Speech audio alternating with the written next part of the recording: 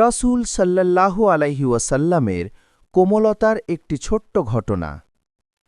আরবের উত্তপ্ত দিনে একবার এক বেদুইন এসে মসজিদের ভেতরেই অশোভন আচরণ করছিল। সাহাবারা রাগে উত্তেজিত, কিন্তু ঠিক তখনই নবীজি সাল্লাল্লাহু আলাইহি ওয়াসাল্লাম তাদের থামিয়ে দিলেন। তিনি বললেন, তাকে থামিও না, তাকে ভয় দেখিও না। সাহাবারা অবাক হয়ে দেখলেন, যে লোকটিকে সবাই ধমক দিত, রাসূল সাল্লাল্লাহু আলাইহি ওয়াসাল্লাম তাকে শান্তভাবে ডাকলেন, কোমল কণ্ঠে বোঝালেন। এরপর তিনি নিজেই পানি এনে সেই জায়গা পরিষ্কার করলেন এবং লোকটিকে বড় ভাইয়ের মতো উপদেশ দিলেন।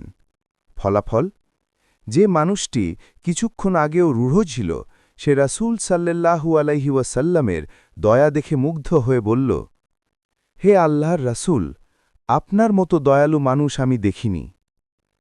এই ঘটনাটি আমাদের শেখায়, কোমলতা হৃদয় জয়ের সবচেয়ে শক্তিশালী অস্ত্র।